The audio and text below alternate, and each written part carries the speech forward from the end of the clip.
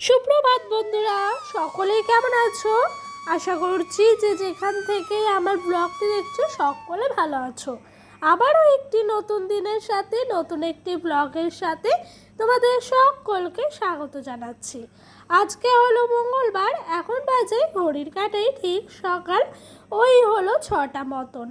আজকে না অনেকটাই সকাল সকাল উঠেছিলাম, তবে সকালে উঠেই যে কাজকর্মে হাত দিতে পারবো প্রত্যেক দিনের মধ্যে সেটা কিন্তু একই হয় না। আজকে একটু অন্যরকম হলো। যাই হোক, এই দেখো ওইদিকে আমি ঘর থেকে বাসি বাসনপত্রগুলো বের করে নিয়েছি, তারপরে দুয়ার ঘরে পারুলি দিতে হয় সেগুলোও দিয়ে দিয়েছি। এরপরে সোজা চলে এসেছি উঠানটাকে ঝাঁটতে দিতে।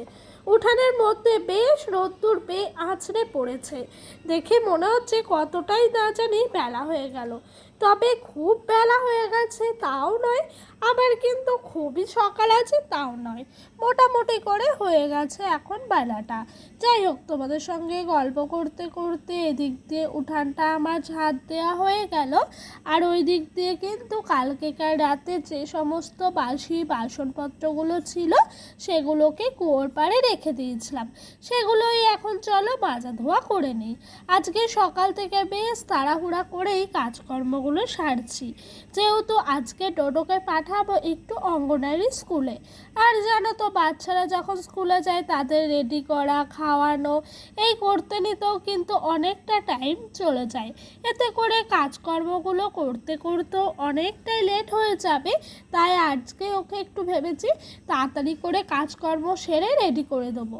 যেরকম ধরো মুখ ধোয়াতে ধোয়াতেই কত টাইম চলে যায়, তারপরে জল গরম করে হরলিক্স স্কুলে সেটাকে বিস্কুটে চুবিয়ে খাওয়ানো, জামা প্যান্ট খুলিয়ে ভালো কাঁচা জামা কাপড় পরিয়ে তাকে আবার রেডি করিয়ে স্কুলে পাঠানো। তারপরে জানো তো, যতক্ষণ না স্কুলে পাঠাই ততক্ষণ শান্তি নেই। আবার স্কুলে চলে গেলে বাড়িতে বেশ কেউ থাকে না, তখন এক মনে সংসারের সমস্ত কাজকর্মগুলো সারতে পারি। তো যাই হোক, ওকে এখনও অবধি আমি স্কুলে পাঠাইনি। অঙ্গনারী স্কুল তো সকাল 7টার সময় খোলে, তবে সকল বাচ্চারা 7:30টায় যায়। তাও ভেবেই রেখেছি ওকে 7টার সময় পাঠাবো। কারণ কি জানো তো, আমাদের পাশে ওই যে সোহিনী রাহুল ওরা সকলেই যায়, ওরা তো একটু উঁচু ক্লাসে পড়ে। সোহিনী পড়ে শিশু 1-এ, রাহুল পড়ে 5-এ। তো একই স্কুলের মধ্যে সমস্ত ক্লাসগুলোই হয়, তো ওদের সঙ্গে যেন একটু খেলাধুলা করতে পারে আর স্কুল যাওয়ার প্রতি ওর যেন আগ্রহটা আরও বেশি করে হয়, তাই ভেবেছি ওকে 7টার আগেই পাঠাবো। এই দেখো রেডি সেডি করে দিয়েছি, এখন বাবা আমার স্কুলে যাওয়ার জন্য একদম রেডি। তার মধ্যে এখন গ্রীষ্মকাল, তাই একটু জলও দিয়ে দিয়েছি। তাই বললাম স্কুলে চলে যাও ভালোভাবে, বদমাইশি করবা না। যাই হোক, ও স্কুলে চলে গেল। আর এই দেখো আমি কিন্তু এইদিকে চলে এসেছি হাঁড়ি আর কড়াইয়ের মধ্যে সার্ফ ছাইটা বুলিয়ে দিতে। সকাল সকাল যদি সার্ফ ছাইটা বুলিয়ে না রাখি তখন আবার রান্নার সময় অনেকটাই ঝামেলা হবে। জানো তো, এই প্রচণ্ড গরমের মধ্যে সংসারের সমস্ত কাজকর্মগুলো এভাবেই একা হাতে করতে হয়। তবে যদি একটু বসে যাই তাহলে কিন্তু ভীষণভাবে গরমটা লাগে। আবার আমার জানো তো এরকমটা হয় না যে রান্নাবান্নার আগে কোনো কিছুর আগে একটু ফ্যানের তলায় বসবো, বসে করব। আমার মনে হয় সমস্ত কাজকর্ম সেরেই একটু ফ্যানের তলায় বসে রেস্ট নেবো, তাও ঠিক আছে বাবা, তবু কাজ ফেলে রাখতে পারবো না। আর আজকে সকাল থেকে শাশুড়ি মার ভীষণ শরীর খারাপ। আজ না, কালকের আগের দিন থেকেই মোটামুটি শরীর খারাপ, তবে আজকে ভোর থেকে ভীষণ শরীর খারাপ। তাই আর কি আরোই বেশি করে আমাকে সমস্ত দিকটা হ্যান্ডেল করতে হচ্ছে। নাহলে সকালে এই যে চালটি নিচ্ছি দেখতে পাচ্ছ, উনিই কিন্তু ভাতটি বসান। তবে আজকে পুরোপুরিভাবে 500 চাল নিচ্ছি না, বাড়িতে যেহেতু শাশুড়ি মার শরীর খারাপ, আমি সকালে ভাত খাবো না, তার সাথে ডোডোর বাবা মোটামুটি খাবে, তাই পুরোপুরি 500 চাল নিলাম না, 500 চালের থেকেও কম নিয়ে সেখান থেকে 3 মুঠ তুলে রাখছি। তবে রান্নাবান্নার শেষে জানো তো আরও ভাত রয়ে গেছিলো। যাই হোক, এগুলোই ছিল। আর এই দেখো ডোডো কিন্তু এরই মধ্যে স্কুল থেকে চলে এসছে, আর এসেই কিন্তু মা মা করে গলা জড়িয়ে ধরে হামি দিচ্ছে। যাই হোক, এই দিক দিয়ে রান্না বান্না হয়ে গেল। আর কাকা শ্বশুরের চপের দোকান, কালকে বৃষ্টি হয়েছিল রাতের বেলা, তাই সমস্ত চপগুলো বিক্রি হয়নি। তাই কাকা সকালবেলা বলছে বৌমা চপ খাবে, কালকেকার ছিল আর কি। তবে উনি আগে না জিজ্ঞাসা করে দেন না, যেহেতু বাসি আর কি। তবে আমি বললাম হ্যাঁ কাকা আমি খাবো, আমার বেশ কদিন ধরে মনটা চাইছে চপ দিয়ে মেখে একটু বেশ করে মুড়ি খায়। তো সেই আর কি আশাটা পূরণ করে দিল কাকাই। যাই হোক, বাড়িতে 6টা চপ দিয়েছিল, তবে ডোডোর বাবা, আমি আর শ্বশুরমশাই দুটো দুটো করে খেয়েছিলাম। এই দেখো এখন ডোডো কিন্তু বেশ খেলাধুলা করতে ব্যস্ত। এরই মধ্যে সকালের খাওয়া দাওয়া সকলের হয়ে গেল। আর এই বোতলটার মধ্যে একটু ওকে ওআরএস গুলে দেবো, ওরও দেখছি বেশ শরীরটা খারাপ। এই যে গরম পড়েছে, এতে করে মানুষের শরীরটা ভীষণভাবে খারাপ হবে না তো কি হবে বলো। ওরও শরীরটা খুবই খারাপ, তাই ভাবলাম ঘরেই ছিল ওআরএসের প্যাকেটটা, একটু কেটে জলে গুলে দিই, এতে করে ও একটু এনার্জিও পাবে, আবার শরীরটাও একটু ভালো থাকবে। তাই আর কি ওকেও একটু খাইয়ে দেবো বলে এখন গুলে রাখছি। তবে কাজকর্মের ফাঁকে ফাঁকে কিন্তু ওকে এসে এসে দেখে দেখে এই যে ওআরএসটা আমাকে খাইয়ে শেষ করতে হবে।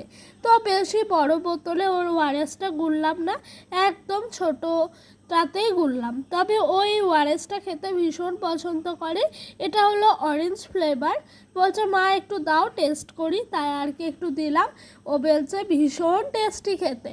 তো যাই হোক, ও খেতলেই তো শান্তি বলো, বাচ্চারা যদি কোনো কিছু ও তার খাবারটা খায় তখন মায়েদের কিন্তু একটা আলাদাই রকমের শান্তি লাগে। ওকে ওইদিকে ওআরএসটা খাইয়ে দিলাম, এদিকে আমি চলে এসেছি রান্নাবান্নার কাজে। আজকে একদম সিম্পল রান্না হবে, ঝিঙে চচ্চড়ি, পটল দিয়ে আলু দিয়ে তরকারি। আজকে একদম রিচ খাবার দাবার করব না, যেহেতু বাড়িতে ছেলেটার শরীর খারাপ, শাশুড়ি মার শরীর খারাপ, আর তার সাথে আমি, ডোডোর বাবা আর আমার শ্বশুরমশাই, তো এই কজনই তো রয়েছি বটে, তাই ভাবলাম বেশি কিছু করব না। আচ্ছা চলো, ঝিঙেটা কাটতে কাটতে তোমাদের সুন্দর সুন্দর কমেন্টের উত্তর দিই। তো একটি বনু আমায় কমেন্ট করে বলেছে জিনিসগুলো খুব সুন্দর হয়েছে, আর দিদিভাই গুপ্তিপাড়ায় রথের মেলায় আসবে। হ্যাঁ, আমি রথের মেলায় একবার গেছিলাম জানো, তাও আবার গেল বছর, তার আগের বছর। তবে এবার মনে হয় রথের আগেই আমাকে গুপ্তিপাড়া যেতে হবে। তোমাকে যে আমি বলেছিলাম একটা দরকারি কাজে আমাদের যেতে হবে গুপ্তিপাড়া, তো সেটা আর বেশি দিন নাই, মানে শুক্রবার, তারপরের শুক্রবারই মানে সেই কাজটার জন্য অ্যাপ্লাই করব, তারপরেই আমাকে যেতে হবে। তো সেই কারণে আমি রিসেন্ট কিন্তু গুপ্তিপাড়ায় যাচ্ছি। তো এবার রথে যেতে পারবো নাকি সেটা বলতে পারছি না, কারণ কি বলো তো, তার আগে যদি আমি ঘুরে চলে আসি গুপ্তিপাড়া থেকে, তাহলে আবার রথের সময় যাওয়াটা সম্ভব হবে না। তবে সত্যি কথা বলতে গুপ্তিপাড়ার রথ ভীষণ ভালো হয়। এই দেখো, শাশুড়ি মার শরীর খারাপ বলেছিলাম না, তাই ওনাকে ডোডোর বাবা কালকে ডাক্তার দেখাতে নিয়ে গেছিল। তো ওখান থেকেই ওনাকে বলা হয়েছে ব্লাড টেস্ট করতে, মানে তোমার হলো কি যেন থাইরয়েড, তার সাথে ছিল সুগারের টেস্ট। তো এই যে না খেয়ে একবার হলো, এখন খেয়ে হচ্ছে। এই ভাইটি এসছিল ব্লাডটি নিতে, তবে ওনার ঘরেই নেওয়া হলো। আর এই দেখো আমি কিন্তু রান্নার তোড়জোড় শুরু করে দিয়েছি। ওদিক দিয়ে মোটামুটি কাজকর্ম হলো, এদিক দিয়ে ঝিঙে যেটা বটি করব, প্রথমে জিরে ফোড়ন দিয়ে দিলাম, এরপরে ঝিঙেটা বটি করার জন্য প্রথমে ভালো করে ভেজে নুন হলুদ দিয়ে ভেজে জল বেরিয়ে গেলে আবারও একটু জল দিয়ে ভালো করে কষিয়ে শুকনো করে নামিয়ে নেব। মানে ফলসাই করতে গেলাম, নামলাম আবার উঠলাম। তো জানো তো, এদিকে রান্না বান্না করতে করতে ডোডোকে সামলাতে হচ্ছে, ওদিক দিয়ে অসুস্থ আছে রুগী বাড়িতে শাশুড়ি মা, ওনাকেও দেখভাল করতে হচ্ছে। এই সমস্ত কিছু করতে করতে আমি আর অনেকটা টাইম হয়ে গেল শ্যুট নিতে পারিনি। তো যাই হোক, এখন চলে এসেছি একেবারে খাওয়া দাওয়া করে নিয়ে। এই সন্ধ্যাবেলায় একটু শুয়েছিলাম বিকেলে, তারপর উঠে সন্ধ্যাবাতি দিলাম।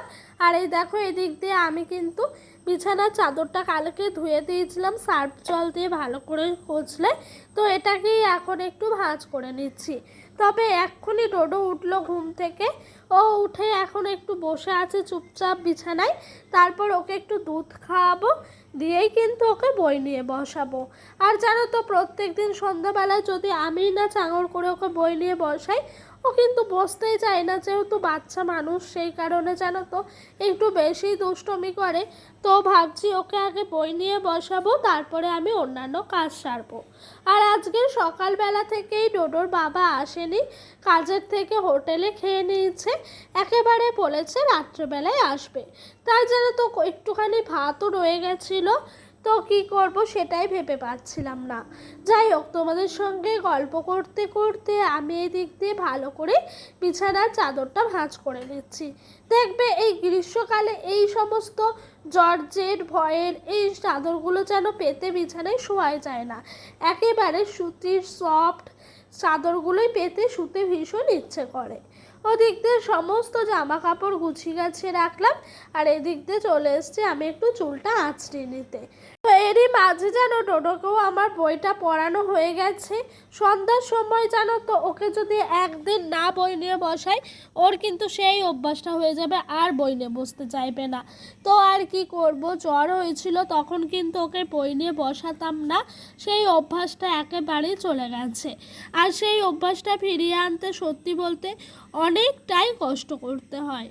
তো যাই হোক, এগুলো কিন্তু আমরা বাড়ির মারাই জানি যে একটা বাচ্চার পিছনে কতটা পরিশ্রম করতে হয়। তো চলো চুলটা বাঁধতে বাঁধতে তোমাদের আরেকটি সুন্দর কমেন্টের উত্তর দিই।